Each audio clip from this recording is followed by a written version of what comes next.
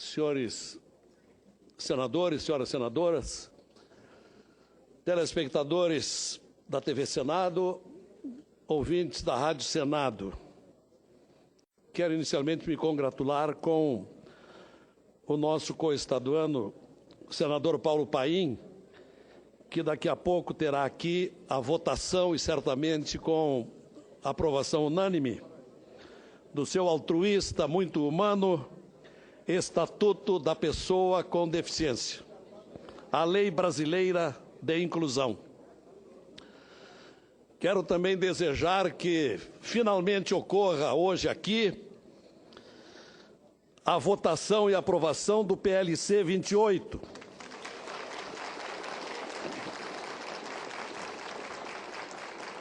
Da recomposição do salário dos funcionários do Judiciário Federal, no sentido de que não se prolongue por mais tempo esta injustiça de tantas perdas e por tantos anos. Mas, senhor presidente, senhores senadores, estão aqui em Brasília e aqui nesse nosso Senado agora à tarde, numerosas representações de ONGs gaúchas inconformadas com a proliferação da criminalidade da região metropolitana de Porto Alegre. Estão aqui no plenário as senhoras Fátima Fraga, Ricardo Motzenauer, Aline Capra, Eugênio Paz Amorim, Carlos Eckard, Gabriela Strebe, Guaraci Velho, Andréa Schneider, Paula Iores, Luiz Fernando Oderich, que vem aqui deixando hoje seus afazeres particulares no Rio Grande do Sul, enfrentando despesas, representando comunidades porque não sabem mais o que fazer e a quem recorrer diante de tanta insegurança na região metropolitana de Porto Alegre. Pessoas que representam a sociedade organizada, que não aguentam mais tanto crime e clamam por mudanças na segurança pública, e particularmente no Código Penal e na Lei de Execuções. E vêm aqui porque querem ser ouvidas por esta Casa Legislativa, que naturalmente deve-lhes atenção e resposta. Estas ONGs estão trazendo aqui 80 mil assinaturas da região metropolitana de Porto Alegre e Novo Hamburgo. E o pleito mais candente que trazem aqui é quanto ao fracassado sistema de progressão de regime carcerário vigente no Brasil, onde hoje os delinquentes saem do regime com muita facilidade, voltando às ruas e ao crime.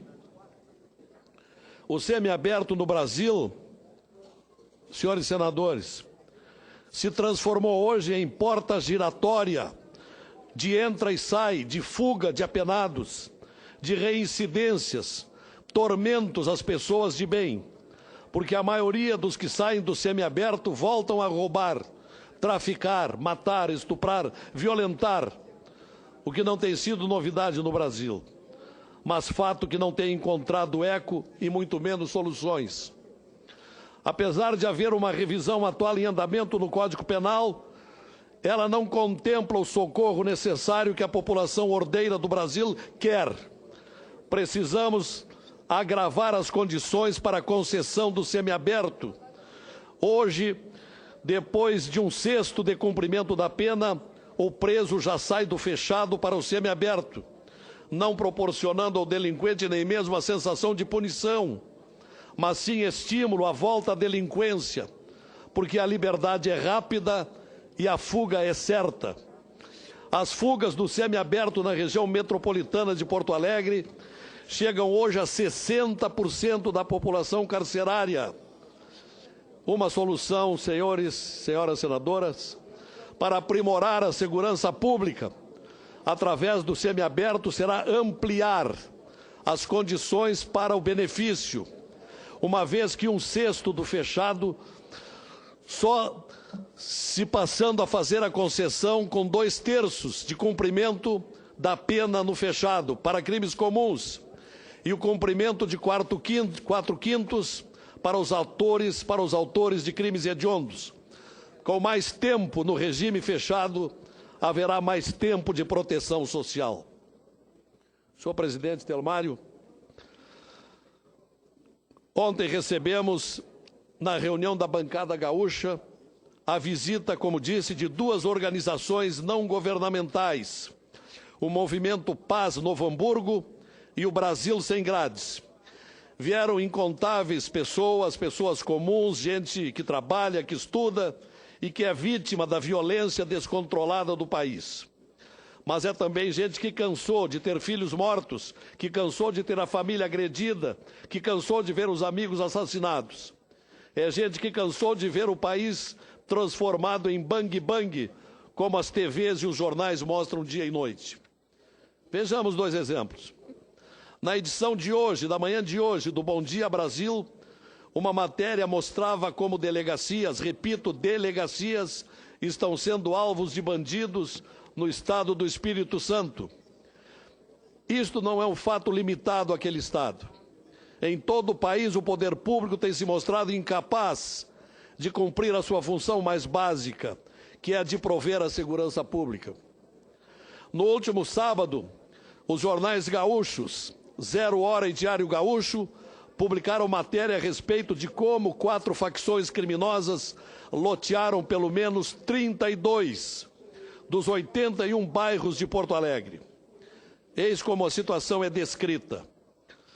Diz o jornal, são pelo menos 14 zonas de conflito nesta área, onde a guerra é aberta e os tiroteios frequentes.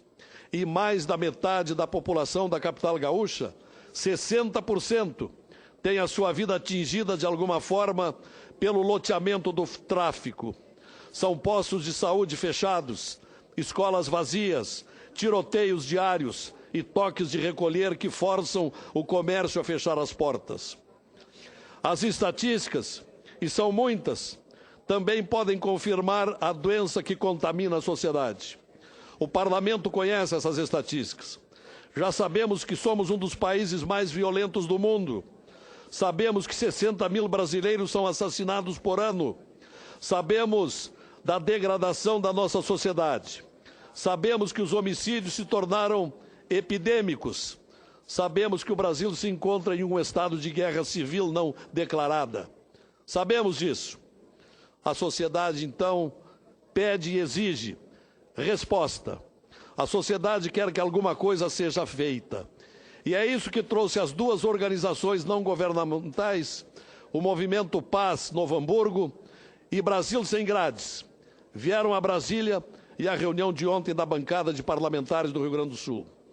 Em Novo Hamburgo, senhor presidente, existe um presídio do sistema semiaberto, com 279 detentos, que se transformou em foco de criminalidade, com detentos entrando e saindo para cometer crimes. A sociedade civil, cansada então, se organizou e tratou de ajudar o poder público. Ajudou no conserto de viaturas e, em conjunto com o Ministério Público, criou uma comissão de fiscalização ao trabalho externo do detento. Ajudou e muito. Câmeras foram instaladas nas proximidades do presídio e visitas feitas às empresas que empregavam os que estavam no regime semiaberto. No entanto, isso não é suficiente. Tal como ocorre em Porto Alegre e como ocorre em outras partes do país, facções criminosas estão infiltradas nos presídios e controlam o tráfico de drogas e o mundo do crime. O nosso sistema penal está falido há muito tempo. Temos problemas graves na gestão do sistema de prevenção e da investigação do crime. E que, como foi dito aqui, o nosso sistema de execução criminal enfrenta graves problemas, onde o sistema de progressão do regime simplesmente não funciona. É uma ficção.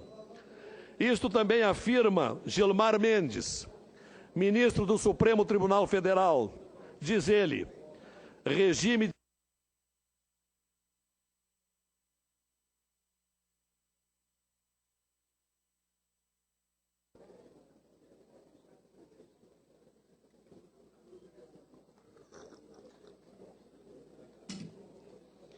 regime de prisão semiaberto é pura ilusão. É a afirmação do ministro do Supremo, Gilmar Mendes. É também o que afirma o juiz Sidnei Brususka, juiz de direito da Vara das Execuções Penais de Porto Alegre. Diz ele, a sociedade não concorda, e com razão. É com o semiaberto do jeito que está. De cada 1.000 presos, após 10 meses, só ficam 150. O restante foge. São de 3.000 a 4.000 por ano. É quase um presídio central de Porto Alegre inteiro, foragido. Se no semiaberto não tivesse como fugir, a sociedade não teria problemas. O juiz tem de cumprir a lei. A lei diz que eles têm direito à progressão. É preciso reconstruir o sistema prisional, senhores senadores. É preciso reconstruir o sistema prisional. É preciso, como afirmou o doutor Brususka, juiz de Porto Alegre, reconstruir esse sistema. Senhor presidente, as pessoas estão aflitas com a criminalidade e existe um clamor para que façamos algo que possa reduzir a violência enfrentada pela sociedade. Temos de oferecer resposta. Evidentemente, vamos insistir. É obrigatório repensar a progressão do regime. Do jeito que está, não é possível continuar. Temos de reformar o sistema de execução penal. Uma providência viável e em caráter mais urgente é obrigatório. A volta do exame criminológico. A volta do exame criminológico para a progressão de regime. Está mais do que claro que foi um erro transferir esse ônus para o diretor do estabelecimento da execução da pena. Já passou da hora de desfazer esse tremendo equívoco.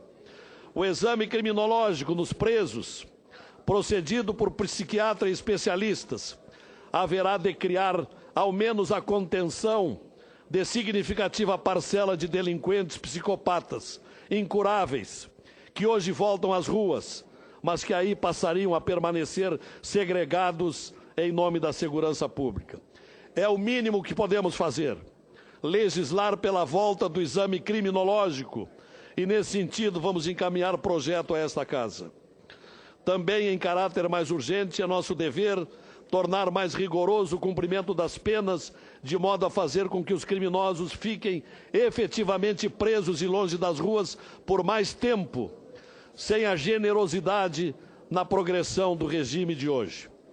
Senhor presidente, concluindo, o debate da segurança pública no Brasil também tem estado contaminado pelo debate ideológico. Isso está mal. Segurança pública é defender, em primeiro lugar, a vida humana. É defender o direito das pessoas a andarem sem medo pelas ruas. É defender o direito das pessoas viverem sem medo. E é o que queremos, paz.